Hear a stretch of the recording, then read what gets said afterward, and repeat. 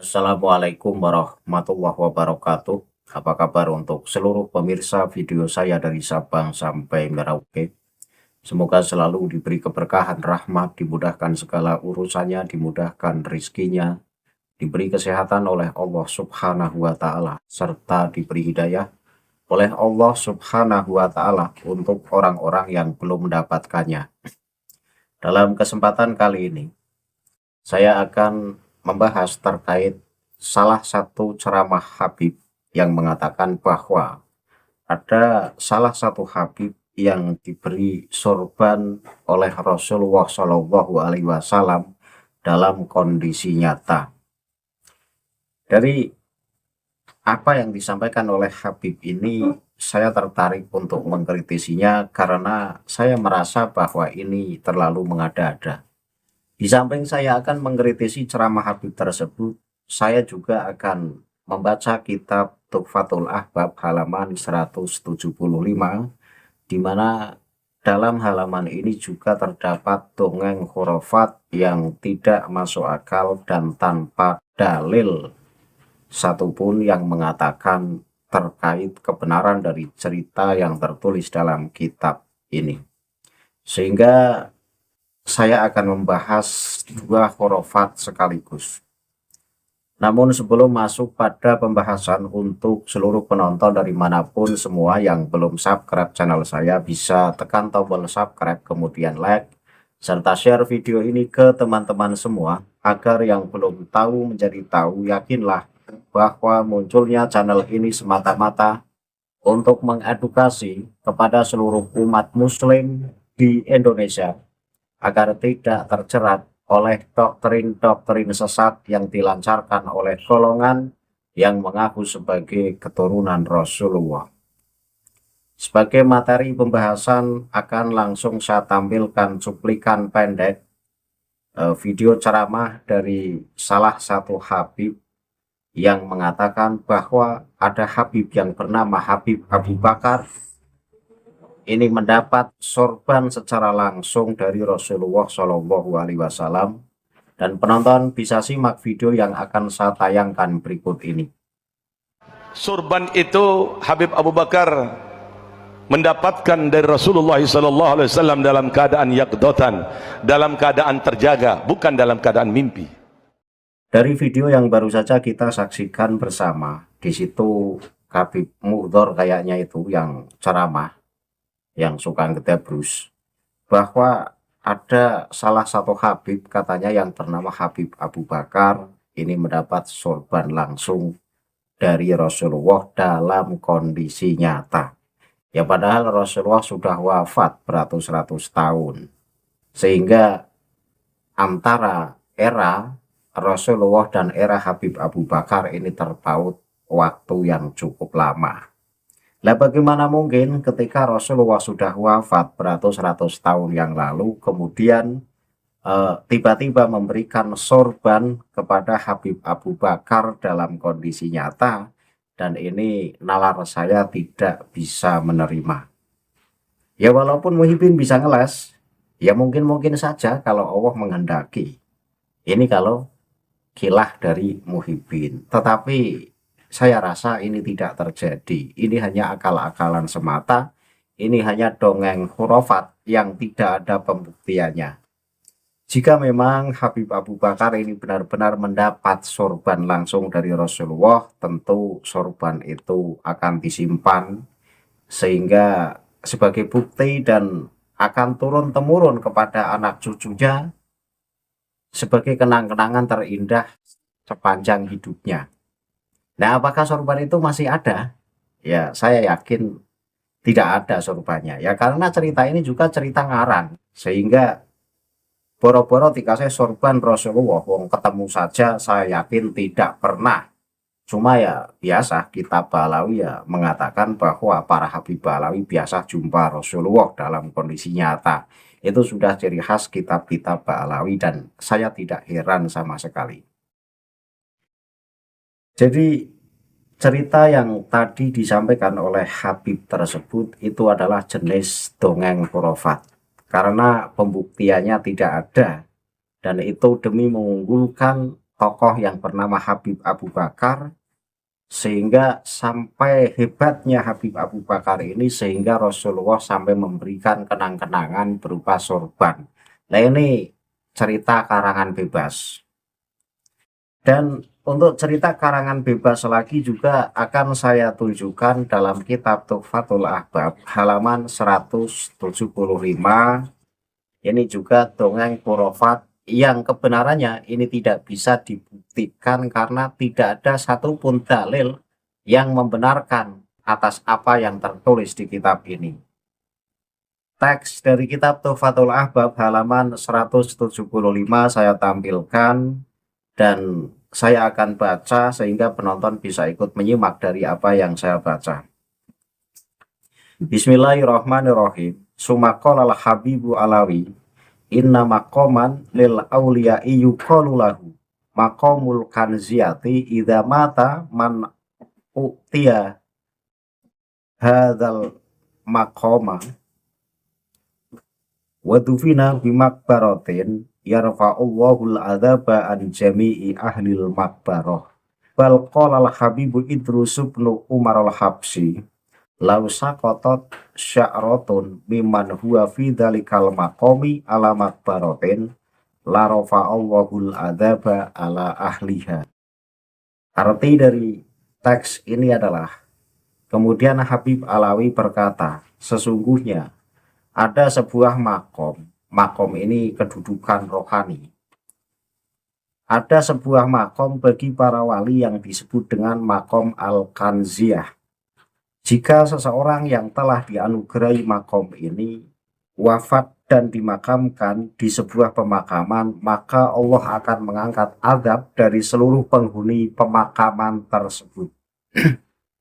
Bahkan Habib Idrus bin Umar al-Habsyi berkata, seandainya jatuh sehelai rambut dari orang yang berada di makom tersebut ke atas sebuah pemakaman, niscaya Allah akan mengangkat azab dari para penghuni kubur tersebut.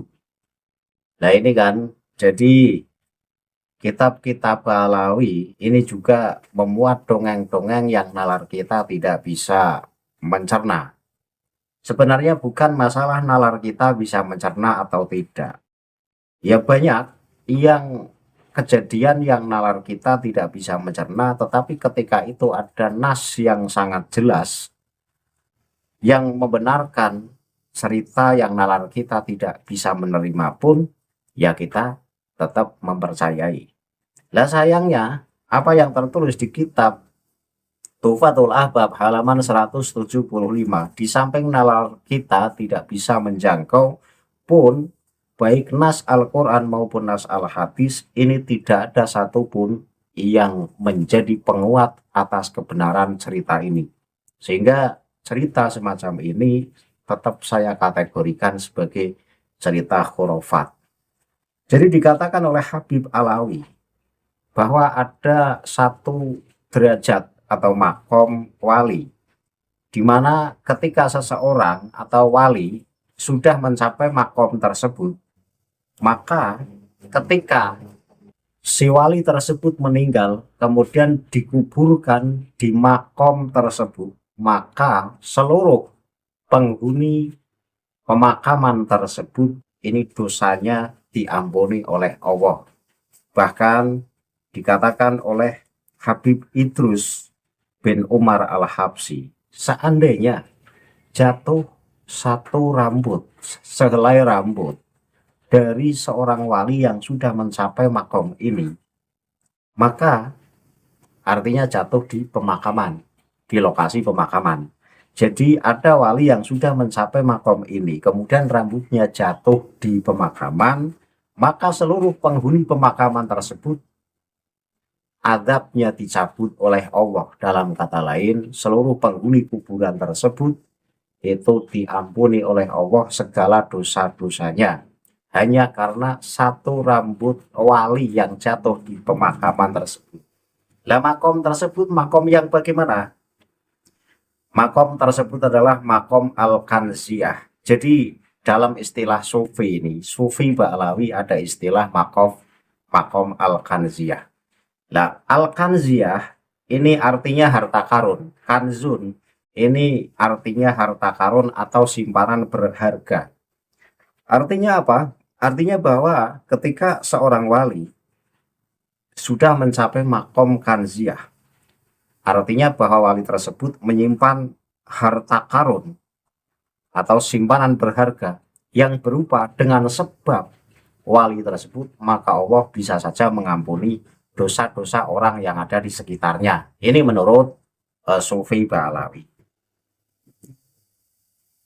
Jadi dari cerita ini, hanya dengan sebab sehelai rambut dari seorang wali yang sudah mencapai makom al-kanziah, maka seluruh orang yang terkubur di lokasi pemakaman tersebut, ini dosanya diampuni oleh Allah Subhanahu wa Ta'ala. Ini kalau Sufi-Sufi Ba'alawi sangat mempercayainya, bahkan di kalangan ulama-ulama ahli sunnah wal jamaah ini pun mempercayai dongeng-dongeng semacam ini. Tetapi tidak dengan saya. Ya walaupun saya adalah orang NU, saya adalah orang yang berpaham ahli sunnah wal jamaah, tetapi saya adalah orang yang diberi daya kritis untuk mengkritisi setiap persoalan, termasuk apa yang tertulis di kitab Tuhfatul Ahbab halaman 175, ini pun saya kritisi. Saya tidak bisa mengatakan bahwa dongeng semacam ini disebut sebagai dongeng yang benar.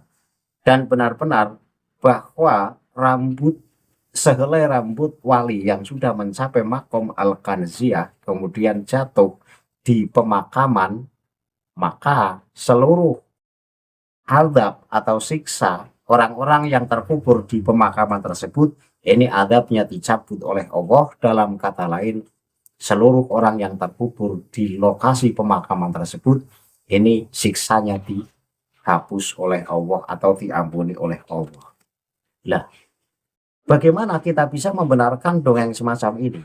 Bagaimana kita bisa menganggap bahwa dongeng semacam ini disebut sebagai dongeng yang benar? Tentu tidak ada alasannya, karena lagi-lagi bahwa agama ini mau dipercayai bahwa itu sebagai sebuah kebenaran atau tidak, ini harus merujuk pada dalil.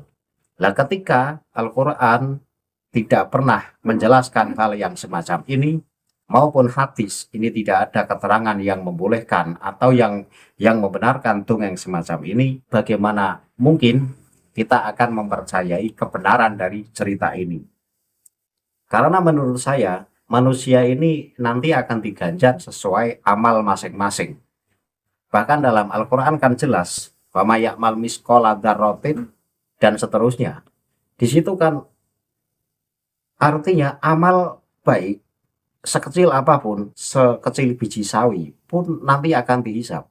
Dan amal yang buruk walaupun sekecil biji sawi pun juga akan dihisap. Artinya tidak ada secuil pun amal baik-baik maupun buruk yang terlewat sampai tidak dihisap, itu tidak ada. Lah, ketika hanya karena ada rambut wali, satu helai rambut wali yang sudah mencapai makom al-kanziah jatuh di salah satu pemakaman, kemudian seluruh penghuni pemakaman tersebut dosanya diampuni oleh Allah, ini dasarnya apa?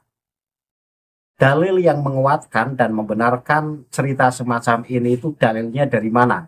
Sehingga berani menjamin bahwa seluruh orang yang menghuni kuburan tersebut itu dosanya diampuni oleh Allah. Ini dalilnya dari mana? Lah, ketika sebuah keterangan yang tidak ada dalil atau nas, baik dari Al-Quran maupun Al-Hadis, ya saya tidak bisa menerimanya. Siapapun yang ngomong, ketika tidak ada dalilnya, ini saya tidak bisa menerima. Karena dongeng yang ada dalam kitab Tuhfatul Ahbab ini menyangkut soal keyakinan, menyangkut soal akidah. Nah, sebuah akidah ini bisa diyakini kalau ada dalil yang jelas. Ya, ketika tidak ada dalil yang jelas, ya saya tolak. Dan ini saya kategorikan sebagai dongeng-dongeng khurafat. Ya, soal kemudian ada golongan yang mempercayai bahwa itu adalah karomah, ya silahkan. Tetapi saya ini tidak bisa menerima sebuah keterangan eh, yang berbasis keyakinan ketika tidak ada dalil baik Al-Quran maupun Al-Hadis yang membenarkannya. Dan saya anggap itu adalah dongeng khurafat. Jadi keselamatan di alam kubur bergantung pada iman dan amal saleh masing-masing individu. Ini adalah yang benar. Bukan karena lokasi makam atau benda atau rambut milik orang lain yang hanya jatuh di pemakaman tersebut, kemudian orang yang punya dosa sabar, kemudian dosanya diampuni. Nah, dalilnya adalah ayat seseorang tidak memikul dosa orang lain dan hadis yang berbunyi jika anak Adam mati terputuslah amalnya kecuali 3 perkara. Gitu kan. Nah, definisi khurafat. Jadi saya jelaskan apa itu khurafat sehingga dongeng yang tadi saya bahas itu masuk sebagai kategori dongeng khurafat. Khurafat itu adalah cerita yang tidak memiliki landasan dalil nakli baik Al-Quran maupun hadis sahih dan juga menyalahi akal sehat atau hukum kausalitas sebab akibat syariat dianggap sebagai khurafat atau dongeng. Nah, di samping bahayanya mempercayai cerita semacam itu akan melengsarkan kedekatan kita kepada Allah, bahwa cerita yang semacam itu ketika kita percayai ini akan menjadikan kita ini mengkultuskan seseorang dan akan berujung pada perbuatan syirik. Nah, ini masuk sebagai perbuatan hulu, bahwa hulu itu adalah meyakini bahwa sehelai rambut bisa mengangkat azab. Nah, ketika kita meyakini bahwa sehelai rambut seorang wali yang sudah mencapai makom al-kanziyah ini bisa mengangkat seluruh azab orang yang dikubur di pemakaman tersebut, maka jika kita meyakini ini dikhawatirkan membuat orang awam menjadi malas berbuat baik. Jadi mengandalkan makam wali nanti. Ya kan? Jadi akan bergantung kepada barokahnya wali. Nah, kesimpulan dari apa yang saya bahas ini adalah bahwa cerita yang saya bahas, baik cerita yang tertulis dalam kitab Tufatul Ahbab halaman 175 dan juga dongeng dari Habib Muhdhar bahwa Habib Abu Bakar ini mendapat sorban secara langsung dari Rasulullah, ini cerita ini saya tolak karena dianggap tidak logis secara syariat dan tidak ada dalil sahih dari Nabi Muhammad SAW yang menjamin hal spesifik seperti ya contoh tadi, seperti contoh Habib Abu Bakar diberi sorban langsung dari Rasulullah, dan seperti contoh sehelai rambut seorang wali yang makomnya sudah mencapai makom kanziyah kemudian jatuh di pemakaman, maka seluruh orang yang terkubur di pemakaman itu dosanya atau adabnya diangkat oleh Allah Subhanahu wa Ta'ala. Ini kedua cerita ini tidak ada nas baik Al-Quran maupun hadis yang membenarkan. Nah, ketika sebuah ajaran agama kemudian tidak ada nas baik Al-Quran maupun Al-Hadis, maka ajaran itu saya tolak. Saya tolak. Jadi saya tidak membenarkan dongeng-dongeng yang tanpa dalil. Ya kalau dongeng-dongeng yang tidak masuk sebagai babakan agama ya monggo-monggo saja. Karena ketika kita salah meyakini itu kan tidak dosa. Tetapi ini kan berkaitan dengan keyakinan. Ya ketika berkaitan dengan keyakinan dalam beragama, kemudian tanpa ada dalil yang sangat jelas, ini bahaya, maka harus ditolak. Ya penonton monggo, apakah penonton akan percaya ada Habib yang bernama Habib Abu Bakar yang dikasih sorban secara langsung dari Rasulullah, padahal Rasulullah sudah wafat ratusan tahun yang lalu? Jika percaya ya alasannya apa? Kemudian apakah penonton juga akan percaya bahwa ketika ada wali yang sudah mencapai makom kanziyah kemudian rambutnya jatuh, sehelai rambut jatuh di salah satu pemakaman, maka seluruh yang menghuni pemakaman tersebut dosanya diampuni oleh Allah Penonton kalau mau percaya ya monggo, tidak ya monggo. Nah, kalau saya ya sangat tidak percaya dongeng-dongeng semacam ini. Saya lebih percaya ajaran agama yang rasional. Ketika ajaran agama itu tidak rasional, saya tolak. Oke, saya bisa menerima ajaran agama yang tidak rasional kalau ada dalil yang membenarkannya. Nah, ketika cerita yang tidak rasional kemudian tidak ada dalil yang membenarkannya, maka saya tolak. Cukup dari apa yang saya sampaikan. Akhirul kalam, billahi taufik wal hidayah. Wassalamualaikum warahmatullahi wabarakatuh. Salam paras untuk seluruh muslim di Indonesia.